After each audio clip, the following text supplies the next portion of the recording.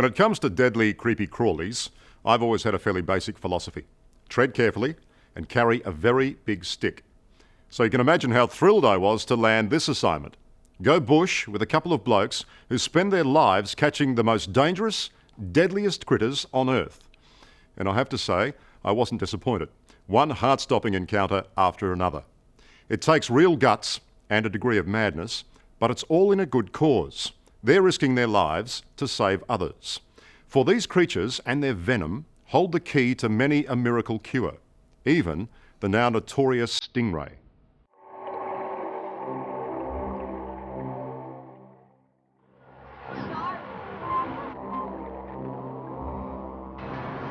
While the crowds line up before opening time at Melbourne Aquarium, inside, a unique harvest of deadly poison is underway. The plan is to collect the now notorious venom from a stingray's barbed tail.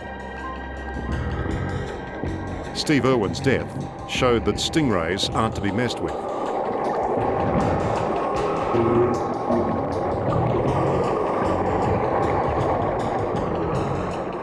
But eventually, this ray is outmanoeuvred.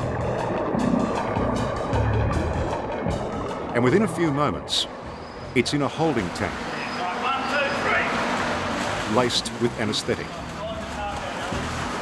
With the ray fast asleep, Dr. Brian Fry gets his hands on the precious bounty he's chasing.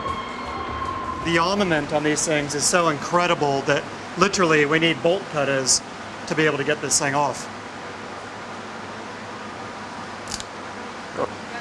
Voila. It's like a small branch, isn't it? Oh, it is. Oh, wow. Yeah, I see what you mean about the knife aspect. Yeah. If you want to hold that for a sec? Yeah. You're right. What? Just try not to cut yourself.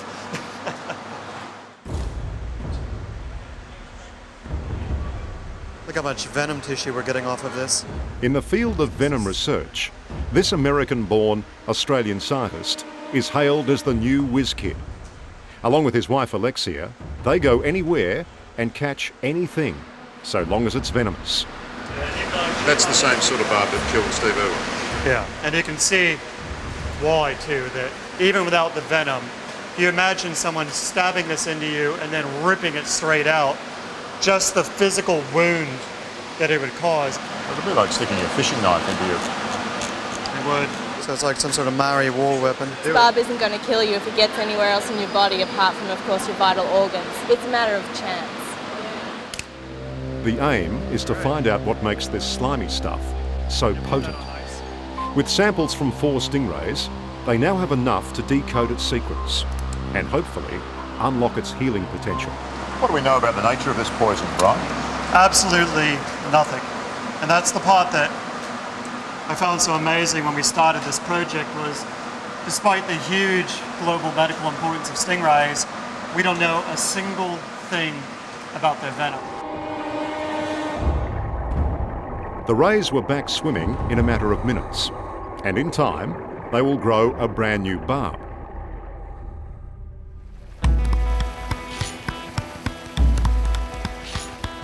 But in the quest for undiscovered venoms, this is truly the promised land.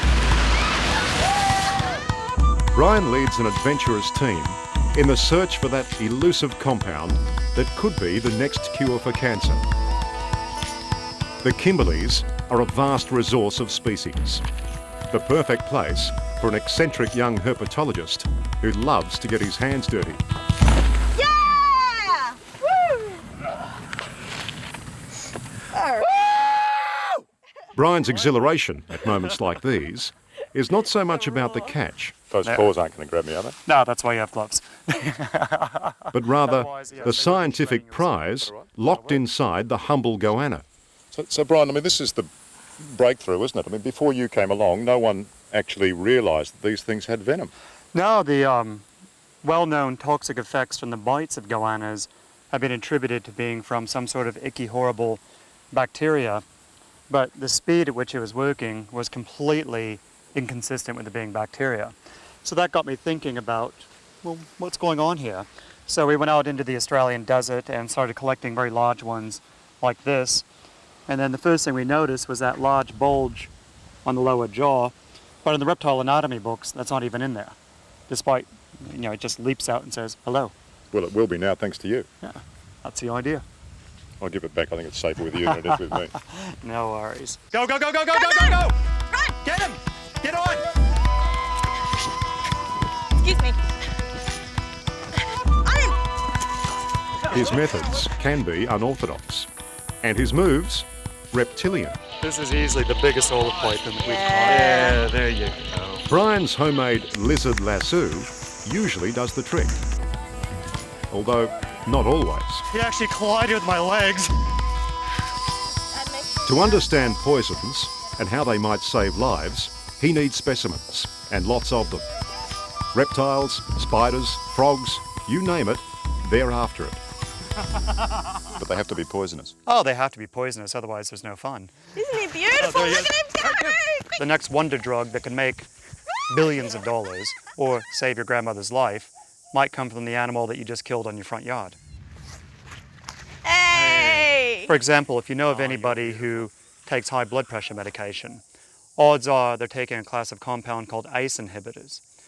Now, this multi-billion-dollar drug industry was actually founded by one of the biggest, meanest, most horrible snakes in South America, and the medical importance of this drug cannot be overstated.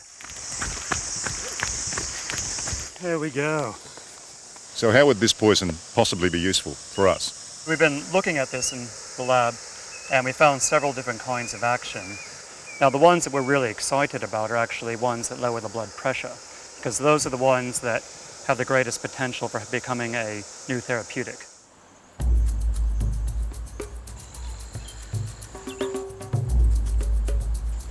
By now, I've discovered that herpetologists need to be just a little bit crazy.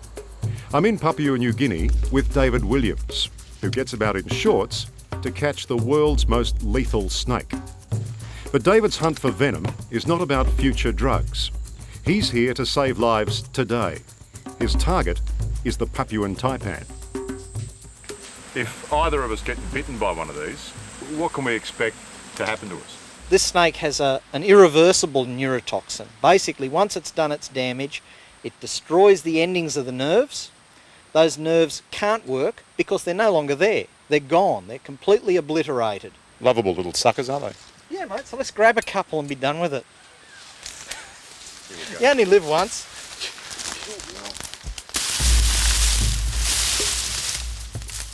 This palm oil plantation at Milne Bay is prime taipan habitat.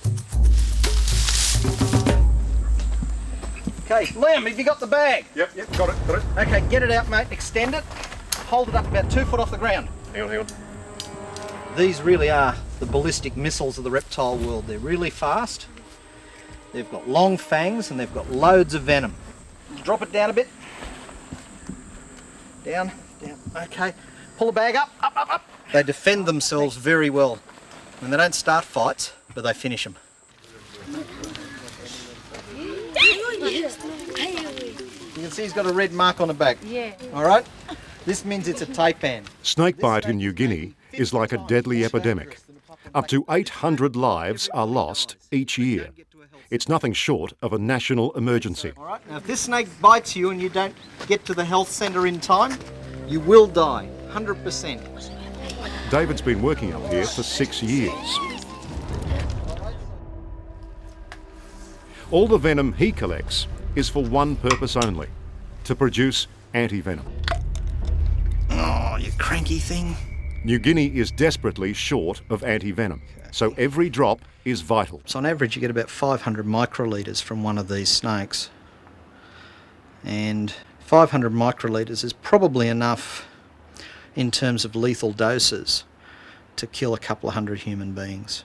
And where did it bite her? This is all in a day's work for David Williams. We just want to bring you over this way. He's been called to Port Moresby Hospital's emergency ward to see a taipan victim. And can you ask her if she can open her mouth and try and poke out a tongue? He now knows more about the catastrophic effects of a taipan than anyone in New Guinea, because he has to. Get this anti-venom up and running as quickly as we can. but I'd say she's going to have airway problems. The local doctors rely on his advice. What do you think, David? Taipan? Oh yeah, it's definitely a Taipan bite. Just from the description of the snake, and we're doing a blood clotting test at the moment. The results of that will probably confirm it. Check her blood pressure, listen to her heart. While he's busy with Nora, in the next bed, another young victim's come in. Mary, did a snake bite you? And in another ward, there are 3 other young victims. Back in the emergency room, Nora's deteriorating. So David starts the anti-venom straight away. She's in a pretty bad way. Is she going to be all right? Well, chances are that we'll probably have to use an airway later to protect her breathing for her. I'm going to put this run that thing. Yep, you want to run that? It's always horrible to see kids suffering like this, but these harrowing scenes are happening every single day in this hospital. And here's the problem. Anti-venom is as scarce as hen's teeth, and when it is available, often it's only on the black market and hideously expensive. In short, the hospital's going broke paying for it, and that means the doctors don't even have the basics to work with. We have found that unfortunately anti-venom supplied from Australia to the health department is disappearing out the back door of the storeroom, and it's being sold on the streets by local pharmaceutical wholesalers for anywhere up to 2 or 3 times the price. That price can be up to 10,000 Australian dollars for just 1 dose. Do you think the black marketeers are aware that they're playing with people's lives? They don't care, they're only out to make a buck. The gardener's called and said when he cut the grass, a snake went into this pile of tin here. Just one at a time. Just one at a time, David. mate. Just flip them over. For every snake in the pharmaceutical business, there's another for David to catch in the backyards and the bush. What? Just there. There's a Taipan. A snake produces venom, just like we make saliva. So every taipan he catches, he keeps at his lab and milks it every few weeks. I'll protect you, don't you worry. Would you care to make a guesstimate on how many lives you may have saved? I think in the time I've been here, I've probably seen 200 or 300 patients and had some say in how they were managed. And of those, we've sent probably 99% of them home. That must be a good feeling for you. It's pretty satisfying. I mean, you know, this is a job that doesn't pay very much, but when you send a kid home from a hospital who could have easily gone home in a wooden box, that's a pretty big payday. He's too powerful. Quick, bag. In this job, the hazards are enormous. Down low. David readily admits to 5 serious bites. Back in Australia, we asked Brian Fry about his near-death experiences. How many times, Brian? A couple. 2. No. More than 2? Yes. The real number is 24 bites. But so far, he's had the last laugh. Because he's still out there, tracking down new species and milking new venoms. Don't bite. Our expedition in the Kimberleys turned up this previously unseen snake. Brian's calling it the Kimberley pygmy mulga. There we go. Wow, that's a fair bit. Yeah. So that's the first milking ever of one of these snakes.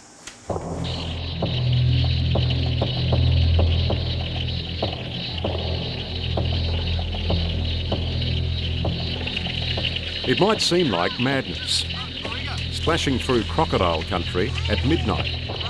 But Brian hasn't got a minute to waste. Okay, now gotta go up the tree. We might need a tall person to reach it out. What is it, Brian? This is what's called a night tiger. He's determined his passion for poison will deliver the next medical miracle. You can see the bulges, and that's where the venom glands are. Every scientist is driven by immortality, where they want to come up with a discovery that lasts longer than just the body itself. Everyone wants to become immortal. Isn't there a reasonably high chance that in 20 years' time, someone, somewhere around the world, is lying in their hospital bed, in an intensive care unit, and thinking, thank God for Brian Fry? You know, it's a humbling thought, and anyone who knows me will know that for me, humble thoughts are rare and wonderful creatures.